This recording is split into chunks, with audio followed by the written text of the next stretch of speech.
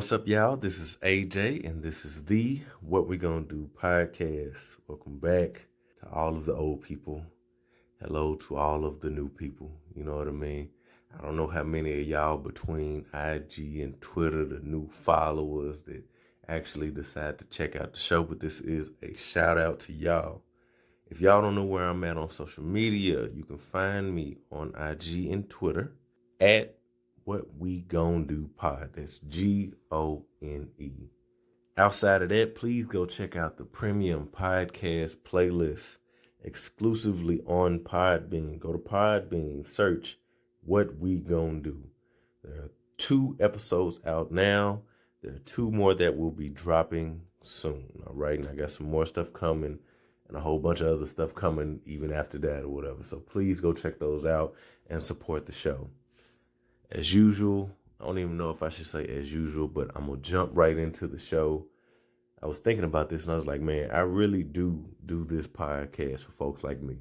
Like, I didn't realize how fucked up the education system was as a kid. And even on this episode, I'm not going all the way down the rabbit hole of my mind when it comes to education. Pretty much based on the title, you can already see the angle that I'm taking with this.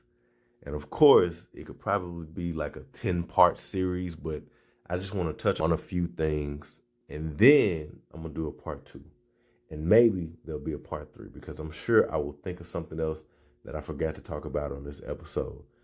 The reason why I'm talking about education, number 1, is because I believe that it is important. Number 2 is I think on my intro episode and just what I wrote up for what this podcast would be, I talked about education. You know what I mean? That I'm going to talk about politics, sports, music, relationships, education, etc., whatever. And damn, I looked at it, like I went through all of my episodes and did all of this different stuff. And I say, damn, I literally never just hit home on education. I've talked about my life and the things that I went through and just I've talked about so many different things that are going on in the world. And I'm just like, damn, I really just haven't hit education home. I haven't even scratched the surface of education yet. So this episode is all about education. So I'm going to go through several things. And the takeaway, I really can kind of give it away now. The takeaway is for you to go out and have this conversation with your family members, have this conversations with your kids, for you to think about education in a different way and, maybe what we can do to change education. So being a new parent, I'll just kind of tell y'all about me. And I think I might have talked about this before, but being a first-time parent, and my daughter was born back in 2013, but there's a lot of stuff that you don't know going into it. There's not this parenting crash course. Even if you have good parents and they tell you all of this stuff, I remember talking to Jay Omega and this was behind the scenes or whatever, and I was just saying, man, having a kid is gonna cost this much money or whatever. You probably think about, okay, daycare, or are they just gonna be at home, or you probably think about a few things when you have a kid, but you really don't think about everything that you probably should, you know what I mean? And that's not to say that you're behind the gun, but it is a lot that goes into it, you know what I mean? Because if you do decide to go to daycare, is it an accredited daycare? You know what I mean? Do they have a CPR program? Do they have to follow certain things as far as education by the state or whatever? And then you get in a preschool, and then you get in a regular school, so on and so forth. I was going to go into like a little bit longer thing about that, but I don't think y'all really want to hear me break down like year by year up to where we are now at year 5, and my daughter will be 6 in December or whatever. But there are things as it relates to education that we just don't think about. We know they have to go. There are certain ages. You have to fill out all of this paperwork.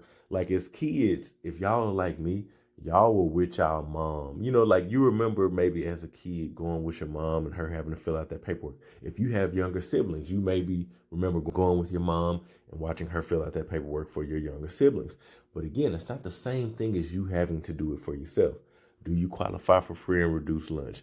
Do you have to pay because you make too much? Do you want to see if they can test to get into some type of gifted and talented program?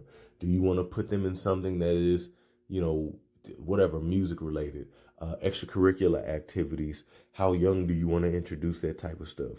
Do whatever you want to teach them at home, Spanish, a different language, whatever the case may be. There's so many different things that go into it, but we don't really know that. You know what I mean? We kind of think about just some basic stuff and then we kind of just learn all the rest of that shit as we go. Now, I'm going to talk a little bit about this because the education system is fucked up, and I do want to place most of that responsibility, especially as it relates to the Black community, on the powers that be, you know what I mean, that have suppressed us, that have given us less materials, that have not put the best teachers in our areas, or have created, this system of where, hey, we're going to go over here and we're going to do a community disinvestment over in this area that is minority Black. So they're going to just get these teachers that are tired of teaching, underpaid, this, that, and third. And then we're going to have these teachers over here that are in the more affluent neighborhood. They don't deal with the same type of students. And we're going to criminalize these students over here. And we're not going to do that with these students over here. But then these students over here are having some worse issues than these students over here. And then we're going to look at the education and say, oh man, these students over here are doing poor. We need to just take away all their stuff and figure out how can we make them like these students over here. And then we're going to have, these different things as far as like, if you don't fall within a certain zone, you can't go to this school and different things around that. And I'm not even going to talk about that today. But for us Black Americans, there have been a lot of struggles and there have been a lot of gaps when we talk about education just over the years. So again, we are not that far removed. Somebody said this, but it made perfect sense. But we're not that far removed from the Civil Rights Act. Like people act like that was 1,000 fucking years ago. And it's like, no, you know what I mean? We talking about what, 1965 or something like that? Am I tripping? 1965? I think that's right. But we talking about, that ain't that long ago. You know what I mean? Shit, my mom was born in 1970. So you talking about 1965 and whatever the case may be. And so again, you have this system to where maybe your grandparents didn't graduate. If you're in your 30s like me, maybe your grandparents didn't graduate. Or maybe your great-grandparents didn't graduate high school. Maybe they didn't make it to middle school. Maybe they dropped out. I mean, we were having different things going on with integration as far as the Little Rock 9 and just Central High School and, just how that was being treated. Obviously, it's 2019 and, this conversation is going to be a wraparound. I won't even say it's a wraparound, but we're going to talk about pretty much where we are today and my thoughts today as it relates to this. But just kind of thinking back, it's like, look, you set us up to fail generationally. You know what I mean? And so what you have is kind of like the blind leading the blind. Unless they were able to overcome and they were able to go to a college and they were able to be around whoever they were able to be around. You have the HBCUs, you have the PWIs, you have all of this stuff. And you know what I mean? Maybe they got some type of scholarship or something like that. Whatever the case may be, you know what I mean? Maybe their parents saved up. Maybe their parents had a business, something like that. Whatever the case may be, that is not the case for a lot of us. You know what I mean? And again, we don't even want to talk about what was going on in the home and just how these neighborhoods were being just torn up and just, the drug epidemic and so many different things that factor into where Black Americans are today. And I know I keep saying Black Americans because I'm realizing that there is a specific separation between minorities, people of color, and Black Americans. And so I want to be specific. This conversation is not just for Black Americans, but what I'm talking about right now is the more that I get into this, I'm gonna talk about stuff that's just like general stuff that really impacts us all. I don't think I have a lot of statistics between the different races and things like that. I think I have a few statistics in here, but like I said, I didn't want to go into it too deep because one thing I try not to do with this podcast is I don't want to talk over anybody. And then I don't want to dumb stuff down to where it's just like the most basic, simplest, easiest, digestible information or whatever. I try to play that middle ground. You know what I mean? I feel like I'm a middle child. You know what I mean? I'm not, what is it? I'm not upper class. I'm not lower class. I'm in the middle class. I'm 32 years old. You know what I mean? I was born in the late 80s or whatever. So I got that whole thing that I was born before social media, but after, whatever, the fucking TV was invented or whatever, you know what I mean? After computers was invented or whatever, you know what I mean? So, I mean, I feel like I'm just like right in the middle, you know what I mean? So that's the perspective that I'm going to speak from. I think I've talked long enough, but hopefully y'all get my point. Education is very important to me. No matter what people say, and whether you have traditional education or non-traditional education, I believe is important. And by that, I mean, whether you are educated in the school system or you are educated at home or you're educated on the street. That's what I mean by traditional, non-traditional. I'm not this person that sits here and says that school is for everybody. But I'm also not this person that sits here and says school isn't for everybody. I think that everybody can go to school, especially with some of the things that Barack Obama implemented as far as the 2-year schools and, being able to go to those for free, depending on what you qualify for, and getting some type of, associates and stuff like that. It's like, look, access is easier in a sense. Now, you may feel however you want to feel about it, but when I think about the things that are in place now and the knowledge that I have now, I wish I knew these things then. I wish I had somebody to talk to me about these things. And I didn't. I just had to figure it out on my own. I'm putting this episode together so you have a little bit of information for you to take into account and for you to go out and have those conversations. I've now talked to so many different college students in my family, outside of my family, and just trying to help them navigate in this world and talking to them about the value. And then I have individuals who decided not to go to college and just where their lives are or whatever. Again, it's not for everybody, but I hate this notion and I hate this stigma that we can't do school. Like, it's too hard, it's too this. Everybody got to get that out their head. Now, there are different majors and there are different levels of complexities that go into those majors, and there are different lengths of time. And this is when you get out of high school. This is assuming you get out of high school. But even with high school, I would advise everybody, and I think pretty much everybody will say this, finish high school on time. It's a lot easier than having to go back and get your GED because all of that information is still fresh. If you have to get tutoring and do whatever you need to do, go ahead and finish while you're young. And trust me, people will tell younger kids, like older people who had to get their GED or whatever the case may be, they're going to tell you, look, the easiest way to get it is to just go through school. That's the easiest way to get it.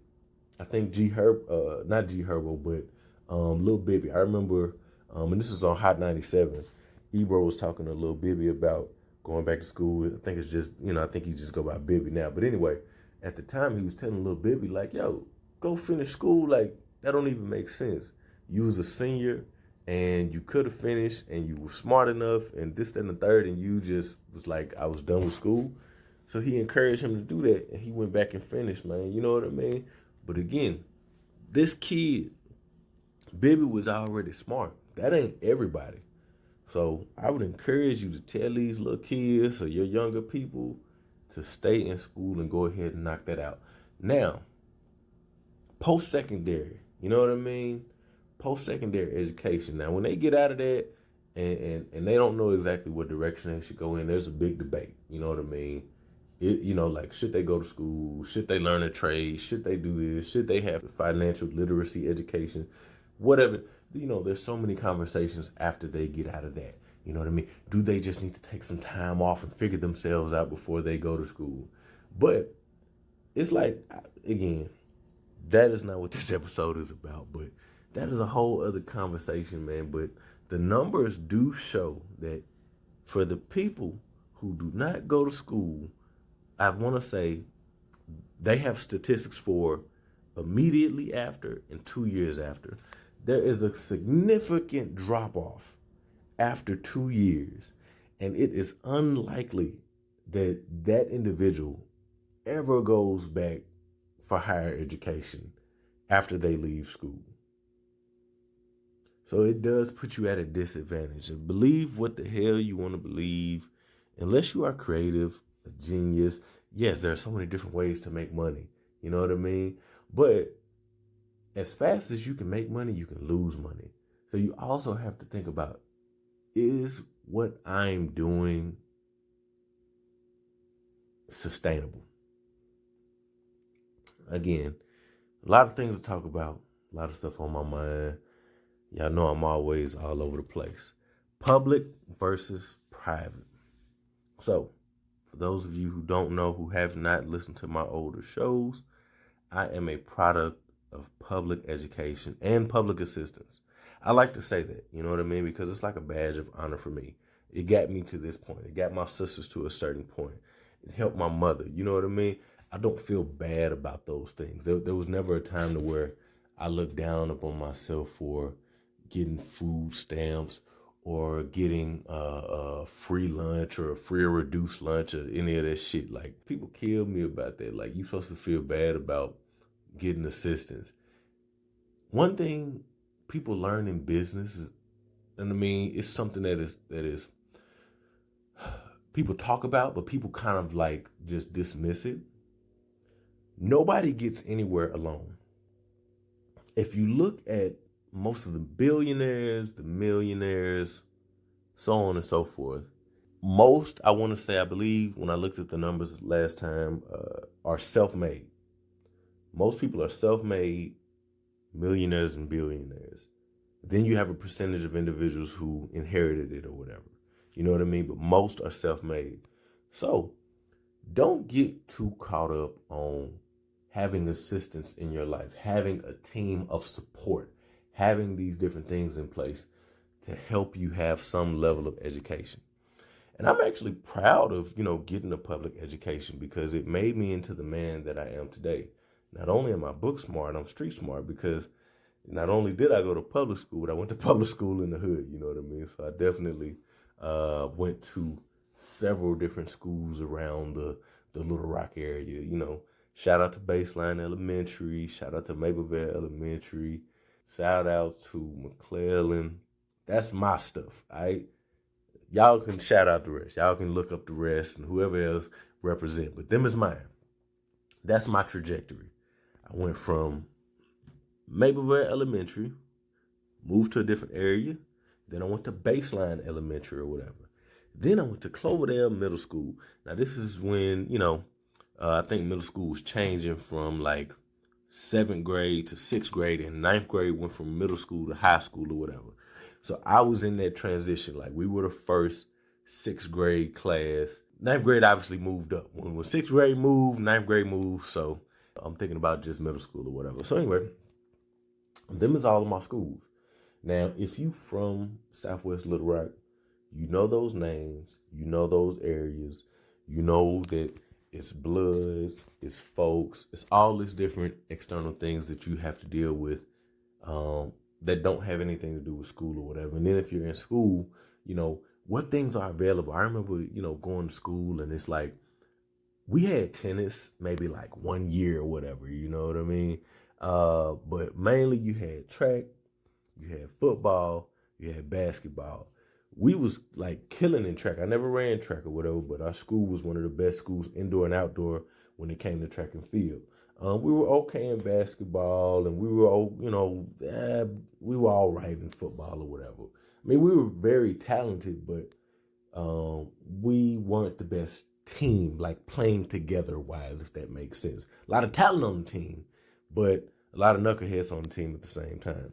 And we were a magnet school, so we had an engineering academy in high school or whatever the case may be. And I don't know what else was there, you know what I mean? I'm sure, of course we had music and stuff like that. But when I think about it, I think about the extracurricular stuff. And I'm like, really, we just had those three things. And then you go to some other schools and it's like, man, they had, maybe bowling, maybe golf. What else? What else did, maybe swimming. You know what I mean? We had no fucking swim team. You know what I mean? So it was like, it was okay. But I definitely thought about what some of those other schools had that, that we did not. But that was my school. You know what I mean? Like, when you go through McClellan, like all 4 years, that's like a badge of honor. You know what I mean? Especially if you went between the times that I went. We talking about '01 to '05, class of '05. We the best class ever. We live. All the rest of y'all ain't shit. So, even for y'all new people, let me be clear. So this is not just, before us. This is after us too. We the best class to ever do it. Anyway, that was what was available. Now, of course, we had the whole thing. I think I joked about it before that my Spanish teacher was my football coach or whatever. So I ain't learned shit in Spanish. But we did have these early bird classes, and we actually had professors teaching at McClellan. Now, when I was at McClellan, I didn't realize this until I was in the 12th grade that we had actual professors who were also teaching in college who were coming down there, and they were teaching preparatory classes or psychology or something like that. And of course, they had the thing to where you could get credits, if you pass the AP exams, because I had AP classes. And you pass the AP exams, you get credits for college and stuff like that. When I went to college, I was able to jump right into my major. I didn't have to worry about, taking any preliminary classes or anything like that. And I wasn't undecided. You know what I mean? I feel like undecided is kind of a waste of time. You go to school for a year, you're undecided, you figure out your major. And yes, I understand. People don't necessarily know their major going into it. They get there, they figure it out, and then they go into something else. But I went into it knowing exactly what I wanted to do. I'm getting away from my point, but overall, I don't look at public education as a bad thing. When I had my daughter, I was like, I am proud to say I want her to go to a public school because I felt like a private school was a different type of education. Like, I feel like I want you to deal with the real world. I want you to deal with real people. You know what I mean? I don't want you to be in this bubble, so to speak, where, you got to dress a certain way. You got to follow this. And it's just all nice and pretty and packaged up and it's presented to you and stuff like that. Now, if the education is good, cool, but it's like I feel like you can get a quality education even in a public school. I feel like I got one. I feel like it's really, no matter public or private, because I've known people in my life who went to private school, and that doesn't necessarily determine that you're going to get a better education. It may not be conducive for you. Again, you may not be an individual who is focused. No matter what you're doing, even when you go to college, you got to be into it. You know what I mean? It's something that you got to make a decision that you want to do. But me overall, and again, I don't want to go into this too long.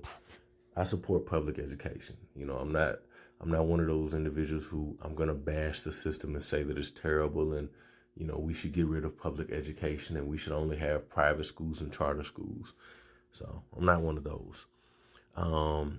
When it comes to having a kid, and, I said this before, I would prefer, before I had a kid, let me say it like that. Before I had her, I said I would prefer her to go to a public school because that's what I know. That's what I come from. It made me tough and it made me smart. You know what I mean? I was book smart and I was street smart or whatever. But once you have a kid, my thoughts changed because of what I know now and the fact that I've matured. I want her to have the best education possible, whether it's public or private. You know what I mean? Now, of course, if I have the money, I'm going to, this is my mind now. If I have the money, I'm going to send her to the best school possible. Because by the time my daughter graduates, I want her to be ahead, not behind, if that makes sense. Like, so many of our kids are behind the learning curve. They're behind the developmental curve is just as far as society. And I want her to be ahead by the time she gets to that point. You know what I mean? I want her to leapfrog me and my wife's education and anybody else in my, like, I want her to go above and beyond. Now, again, I can't make it happen, but I can create an environment that is conducive to it happening for her in her life, so that maybe she doesn't have to deal with some of the things that I deal with. She's going to have to deal with things, but she doesn't necessarily have to do as I did, and you know, be as me and my wife were, or her grandmother, or her grandfather, so on and so forth. So at this point, whatever is going to be the best school. Now, I talked about this before, but we got my daughter had to test because we, you know, basically we make too much. We don't qualify for anything. And in Texas, you have to be 6 to go. You had to be 5 to go to kindergarten, because my daughter's birthday is in December. She missed the cutoff, which I think was like September or something like that. So last year she had to actually test to qualify, because they had like 3 different tiers. You know what I mean? Like, you either get in based on assistance, you get in based on disability, or you get in based on you getting a certain type of score or whatever. So we didn't qualify for the other 2. She doesn't have a disability. We don't qualify for assistance. So she had to get in off of testing. She went in, she tested, she passed. She got into the Montessori program, so she was able to start elementary school early or whatever. Even though she was still considered pre-K, she was in the elementary school, that's a Montessori school, and now she's in kindergarten this year. You know what I mean? Now, we did fight that, because we definitely tried to get her in kindergarten, but pretty much some states are going to it, but not all states. Again, I've talked about that before. That's a whole other conversation. I can tell this is probably going to be like a 10-part, like, for real. Like, I thought it wasn't going to be this bad, but now that I'm sitting here talking to y'all, it's just bringing other things to the front of mind. So that's what we got my daughter into. It's been good. If you don't know anything about Montessori learning and what's the woman name, like why Montessori was invented and stuff like that, go out and research it.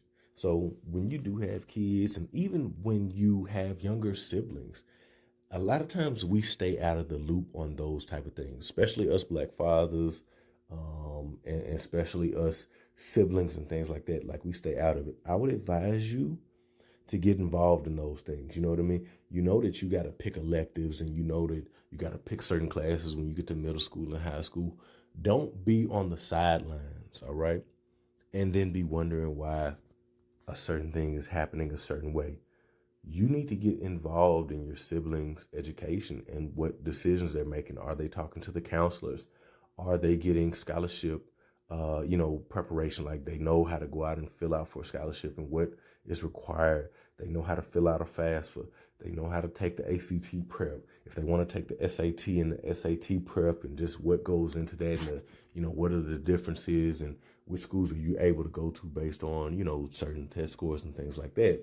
And even student loan servicing, which I don't think I'm going to get into on this one, but on part 2, I'm going to talk a little bit about that. I did an episode with Mo where we talked about Robert F. Smith, and we talked a little bit about that, the student debt crisis and a whole bunch of other stuff. Go check that episode out. It's called Robert F. Smith Did What? So go check that out. But these are things that typically you just let your parents deal with, or maybe you just let your wife deal with, or your child's mother, or whatever the case may be. And what I'm saying for you is you need to go ahead and get involved. Don't just be on the sidelines. You know what I mean? Figure out what this stuff means. Talk to your people or whatever. So, very long introduction or whatever. Now we actually kind of getting into the episode, so it definitely might end up being longer than I thought. But y'all just hang with me, and we gonna go through it. So public schools. So I wanted to look up the definition of different things, because I was like, okay, what does this actually mean? Because I think everybody has a thought on what public school is and what private school is or whatever, but I actually wanted to kind of look into it and see, what those different entities, I guess you could say, are defined as. When you talk about public schools, to justify the creation of public schools, early advocates often emphasize the economic benefits of education. Government provided established education for children of the poor and middle class will prepare them to obtain good jobs, which in turn reduce disparities in wealth and strengthen the nation's economic growth. Public schools are designed so that every child has the right to a good K through 12 education at public expense. As I was doing my research for this, I saw a graphic that said generally public school funding can be broken down into 3 categories: local, state, and federal. In most cases, the state pays the most, then local, then federal is last. From what I could gather, there's a federal allocation by the government, then there is a budget for your state, and then a local allocation from fundraising and property taxes. A lot of that is very convoluted or whatever, because I was really trying to figure out the breakdown, because you would think federal and state, like it's the same thing. You think it's the same bucket of money or whatever, but it's not. And then you think state and local, it's the same bucket of money, but it's not. So I won't discuss every piece of that data, because I've learned in just researching is that there are levels to defining public education and public schools, but that's the general of it. You know what I mean? That's the gist. So if you want to go out, research it on your own, go ahead and do so or whatever. Now with private schools, we are talking about a school supported by a private organization or private individuals through endowment and student tuition rather than by the government. Private schools, by their very definition, are selective. They are not obligated to accept every child, so getting admitted requires in-depth applications with multiple interviews, essays, and testing. Because private schools define the identity of their communities, they often pick and choose candidates based not only on their scholastic achievement, but also their ethnicity and religious background, as well as the special attributes or assets of their parents. So again, open to the public, federally funded, state, local, whereas private schools, it works a whole different way or whatever, you know what I mean? Because again, it's based on, people who graduated, people who donated a certain level of money or whatever, and, that's what it is. Now, my thought was, I figured public school was, again, it's public school. Everybody can go to public school or whatever, you know what I mean? Now, I know you can't go to any school.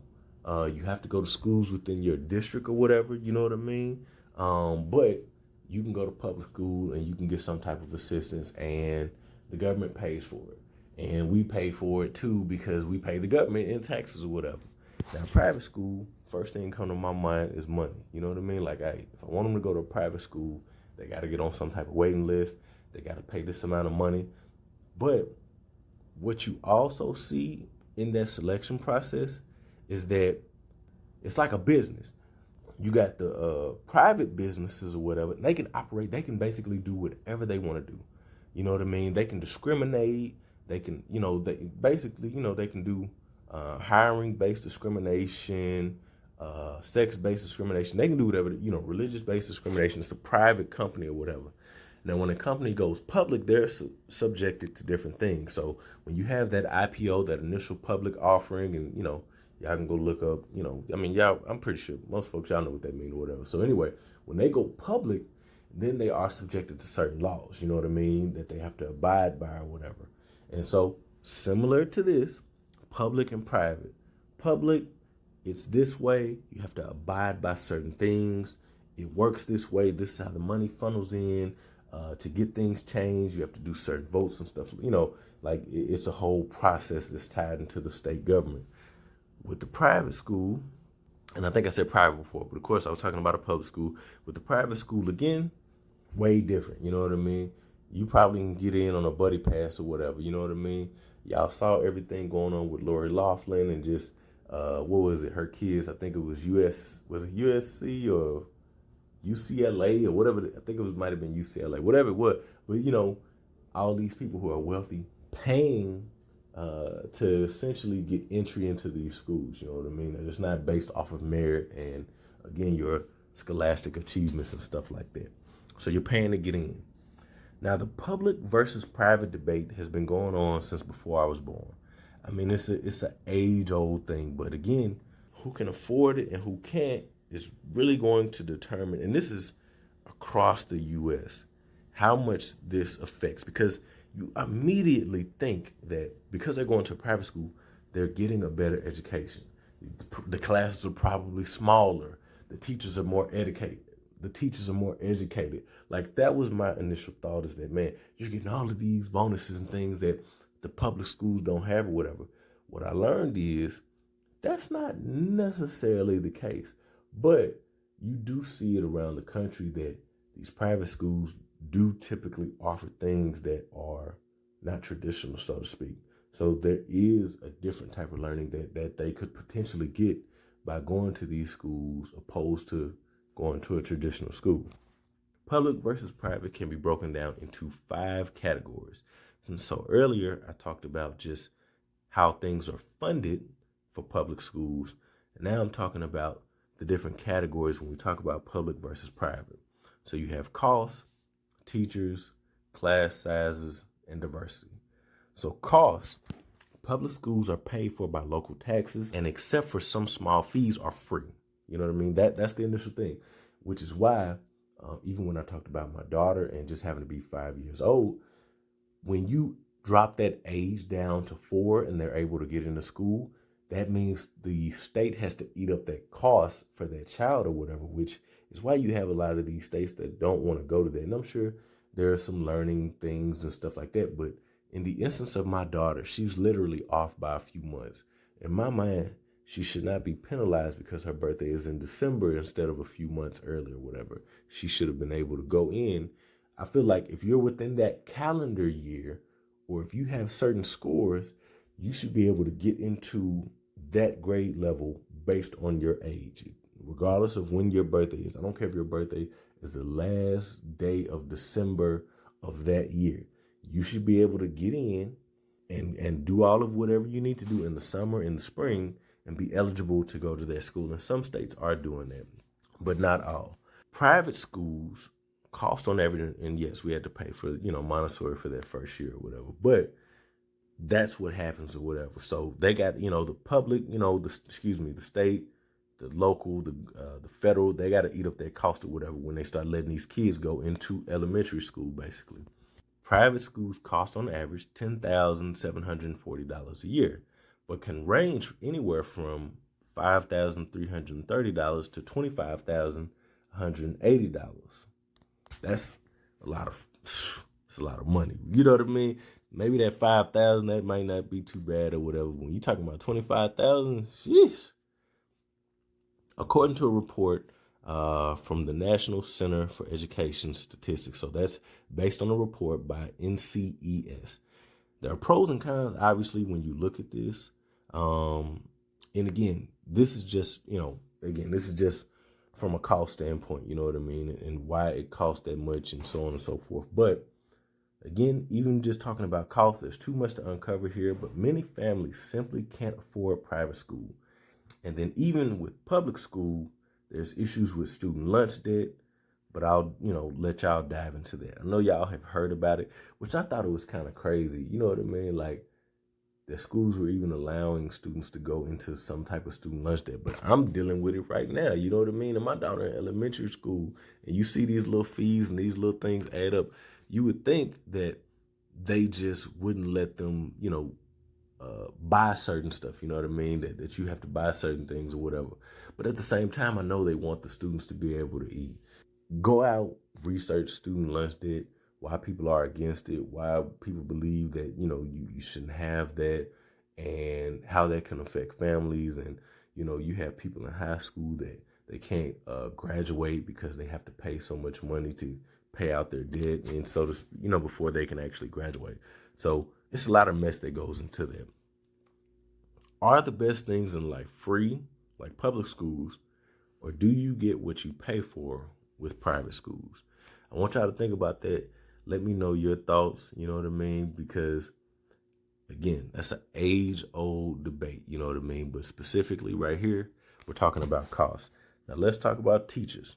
The percentage of new teachers, these are individuals with less than 4 years of teaching experience, is higher in private schools at 16%. So I had to read that a couple times myself. So what it's saying is there are more new teachers in private school than public school, compared with public schools at 11%. Due to higher salaries and better benefit packages, teachers gravitate towards public schools. The public school teachers also have a higher percentage of master's degrees, 48% compared to 36% in private schools. Also, more public school teachers participate in some form of professional development every year than private school teachers do. I was actually surprised by this statement, just off of the funding to operate those private schools. Again, when you look at the cost, you would assume one thing, you know. So it sounds like teachers are getting the raw deal all around, because I already thought that public school teachers were underpaid. I didn't even think that private school teachers were also underpaid as well. Another common misconception, even on my part, I assumed those private school teachers were more educated. You know what I mean? Like, you just, I mean, that's just what you think. It's like if you, I don't know, you go be a professor at a college, you're going to assume that those individuals make more than people who work at public schools or whatever. And I think that is the case. But I mean, I guess that's different than comparing it to private, but I'm comparing it because you got to pay so much. You got to get a loan to go to this mug. So I would assume that based on that you are getting, you know, the teachers are getting paid more to do those jobs compared to public schools, but that's not what the data says. Class sizes, in public schools, the average class size is 25 kids compared to 19 kids per class in private schools, according to the NCES. So again, I talked about that a little bit earlier. Smaller class size, it's more directed, it's more focused, they have more time. Public school teachers, I want to say that some of the, you know, schools that are dealing with overcrowding, you know what I mean? And they're having to have these kids, you know, go to other districts and things. So that it you know, it isn't that way for the teachers. And again, it creates a better, you know, education for the students as well. That is something that never bothered me too much. I mean, because when you get to college, I mean, and you see the different class sizes, and personally, I didn't really care. You know what I mean? Like, I don't necessarily need that one-on-one thing. You know what I mean? But I can also get, you know, other individuals that may be better for them for it to be a smaller class. With me, it just didn't make that much of a difference. So we talked about class sizes, but let's talk about classes. Since they are not under state supervision, private schools can offer a curriculum that suits their focus. If you have a child that wants to study the arts, theater, music, or such subjects, a private school will be a better fit. Due to ever-changing budgets and mandated testing, public schools are more focused on the core classes, often at the expense of more peripheral subjects. You know what I mean? So one thing, again, I talked about financial literacy, because there are certain things where everybody feel, you know, and I'm probably going to get into this in another episode, but everybody feels like schools are outdated. What they're teaching to is outdated. We are in the, you know, technology era, and we need to be teaching kids about finances and debt, because there's so much debt going on, and just people are underpaid, and economics and inflation and all of this stuff. You know what I mean? People need to be more financially savvy so that they can be business owners and not just employees. So again, there's a whole conversation about that schools basically are there to create employees and not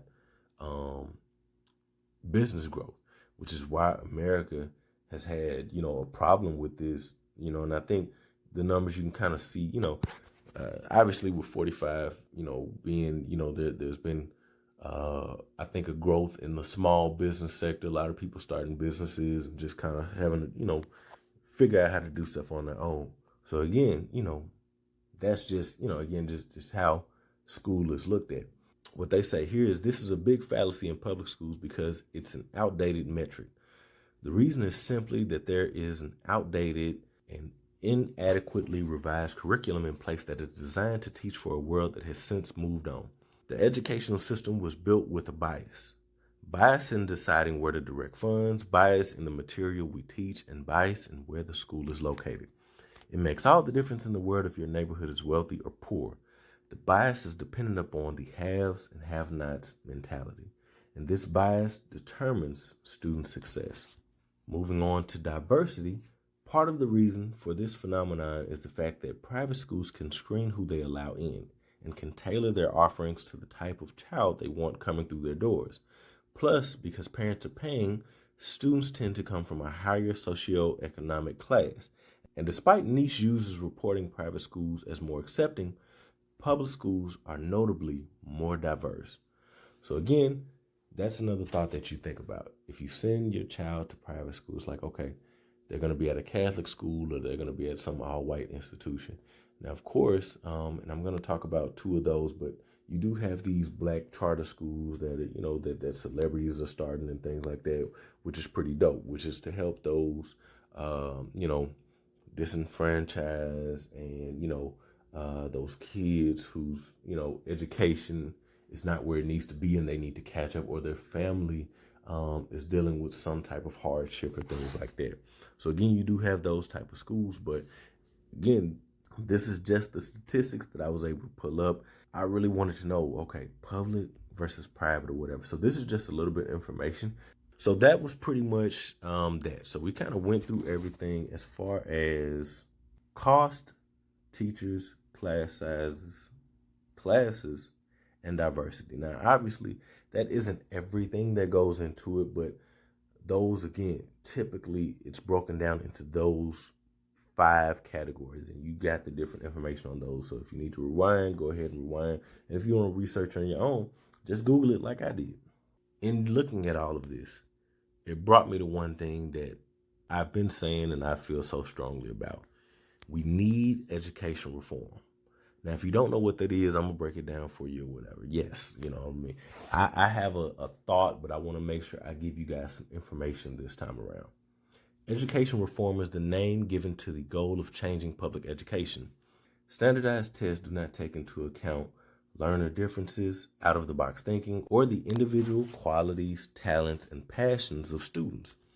Requiring students to pass arbitrary, subjective, predetermined pass or fail scores disservices our entire society. One organization, Education Reform Now's mission is to pursue education policies that enable all students, particularly from low-income families and students of color, to obtain a globally competitive education that empowers them to fulfill their limitless potential. The changes that are happening now are slow. Again, you see what's going on kind of across the world. Again, everything is bubbling up. You see teachers doing strikes. There are a lot of stuff going on in the world or whatever, but it's very slow. I mean, our education system should have been reformed a long time ago. You would think, as much as they evaluate these tests and as much money that goes into these different schools to perform well, and how many people are actually graduating, and going to college, and just all of the data from black, white, what any other races, you would think that they would have said, okay, we've been teaching the same books that we taught out of this many years ago. We've been teaching pretty much the same way that we taught this many years ago. Again, the Civil Rights Act was not passed that long ago. So we still teaching kids a certain type of way. And I don't even want to get into the whole thing about Christopher Columbus and the fact that we have this whole thing with revisionist history when we talk about African Americans and slavery in this country and just genocide and just different things. Like, it's so glossed over. You know what I mean? Like, literally, a lot of us are having conversations now about the shit that we didn't learn. Like, we didn't even know about this stuff because it was spoon-fed to us a certain type of way. And our parents didn't do what I would consider their responsibility outside of that. And with that being said, in my opinion, education reform really starts in the home. We rely too much on the school system to teach our kids, but it's not just the school's responsibility. And obviously, there are things that the school cannot teach your kids about the real world because it's not the place. That is the reality. You know what I mean? And I learned that. And you see it, like it was an older practice because of how schools were and people were having to get homeschooled, that not only did you get that educational piece, you got your heritage, you got your history, you got faith, you got you know, what you stand on, your values, like you got all of that. Now, and I feel like it's been going on since the 90s, since I was in school, the parents, it's just so different.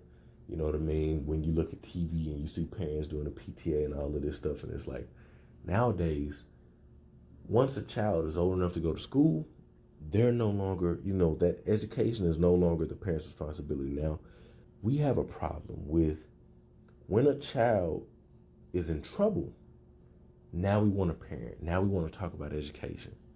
But we have to be proactive instead of reactive. And that's a big problem that we have, you know what I mean? That a lot of parents are reacting to things that they should have been proactively having conversations with their child about. And that's what I would advise everybody to do. Education reform starts in the home. They're not going, know this, parents and future parents. Know this, siblings. And you know this because you went through it. Kids are not going to get everything they need to be successful and fruitful adults in school. And they're not going to get everything just running around in the damn street.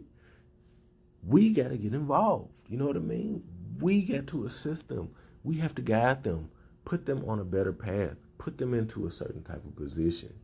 So I want you to take everything that I've said today and I want you to expand upon it. Like I said, I asked a few questions in there. You know what I mean? Are the best things in life free, or do you get what you pay for? You know what I mean? I want y'all to answer that. Before I close, I actually want to shout out a couple of schools created in part by celebrities. Y'all should already know one of them. You know what I mean? And because it's been coming up so much, I really just had to research because I wanted to know, man, how the school was doing. You know what I mean? It's one thing when you hear the announcements. When you hear the announcement, it's dope. Clap it up, you know what I mean? Salute. But it's like, are those kids going to be set up for success, or are they being set up for failure?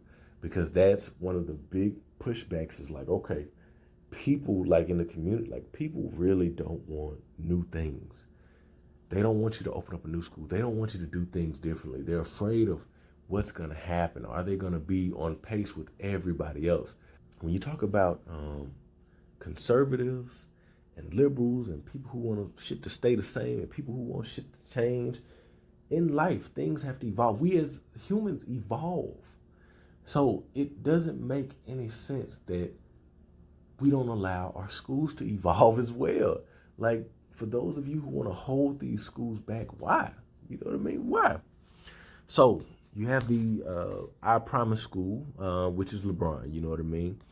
It is a public elementary school in Akron, Ohio. It was opened in 2018, supported by the Lebron James Family Foundation, and specifically aimed at-risk children. The school selected area students from among those who trail their peers by a year or two in academic performance. The group of students were identified as the worst performers in Akron public schools and branded with behavioral problems. I think I'm saying that right. Behavioral problems. Deviating from traditional timetables, students' school days last from 8 to 5. Summer vacation is shortened significantly, and shorter breaks are scattered throughout the school year instead. Which I've actually heard about this looking at different schools, that not only is the school different in the curriculum, but just how you go about the school, the school year is different as well. One dope thing, just one of the first dope things about this is that free tuition to the University of Akron for every graduating student is covered under the pre-existing Akron I Promise Network Scholarship, which was developed between the University of Akron, the LeBron James Family Foundation, and J.P. Morgan Chase in 2015. To qualify, Akron public school students must graduate high school with a 3.0 grade point average. The school is divided into I Promise Elementary and I Promise Secondary, respectively, teaching students from grade 1 to 4 up to 8th grade. As I mentioned before, the first year I Promise students were identified as the worst performers in the Akron public schools and branded with behavioral problems. Some as young as 8 were considered at risk of not graduating, like literally already saying, this is an 8-year-old, this child is not going to graduate. 90% met or exceeded individual growth goals in reading and math, outpacing their peers across the district in over a year. Y'all can clap it up for that. I Promise is not a charter school run by a private operator, but a public school operated by the district. Mr. James Foundation covers the cost of all expenses in the school's Family Resource Center, which provides parents with GED preparation, work advice, health and legal services, and even a quarterly barbershop. There's also a food pantry in the school where parents can take what they need. An hour is set aside in the morning dedicated to social, emotional learning. I think that's pretty dope, you know what I mean? Because we definitely need some type of mental health education in schools before they even get to college, before they just kind of, turn 18 and stuff like that. Definitely need that because a lot of kids and a lot of these communities are dealing with trauma, seen and unseen. And, even just with social media, even just with, gun violence. And, there's a lot of trauma that a lot of our kids are having to go through as they grow up, seeing domestic things going on in their home, drug abuse, alcohol addictions, et cetera, et cetera. All right, so I deviated, so let me get back to it. During that time, and again, we're talking about that hour set aside in the morning. During that time, teachers hold what are called I Promise circles that incorporate lessons on topics like anger management or preparing for the day, which, like I said, man, that's pretty freaking dope. You know what I mean? That they even thought about that and that they incorporated that into the learning program. Combs opened Capital Prep Harlem, a charter school that aims to provide historically disadvantaged children with college and career readiness skills needed to become responsible and engaged citizens for social justice. They're seeing room for expansion. And this has actually been around for a while. I think looking at it, I think it said it's been around since like 2003 or something like that, out of Connecticut. And Diddy, and he kind of came to them about, okay, how can we expand this to other areas around the country or whatever? How can we take the model that you guys have put in place that has been successful and branch it out to these different areas? So they're opening one in the Bronx in 2020 to serve 160 students in 6th through 7th grade. The school will grow to serve 600 students in 6th through 11th grade during an initial 5-year term and 12th grade in its 6th year. In all schools, students are admitted to the schools by random lottery in order to ensure equal access to all students, regardless of socioeconomic status or academic history. In 2016, the school's first year, only 1% of the students were at grade level in math. Within 2 years, that number grew to 27%. So you can go out and do some more research on the school. They have a pretty dope website. And I think I even went to the I Promise school's website as well. So they have some pretty dope websites that you guys can check out. That's the episode. That's it. Part 2, I got to research. I got to do a lot more stuff. I'm sure there's going to be a part 3. I didn't even think that, part 1 would even be this long or whatever. But this was important to me to talk about, to talk through, and to get out. I'm not perfect. Please correct me if you heard something that may sound a certain way. Maybe I need to do some more research or whatever. But this is based off of me actually sitting down, taking my time to go through and read so many different articles and so many stories and so much background and just watching videos and just a little bit of everything. I'm done. Make sure you go out and check out the premium podcast playlist exclusively on Podbean. Find me on Twitter and IG at WhatWeGonDoPod. I wish all of y'all the best. Until next time, peace.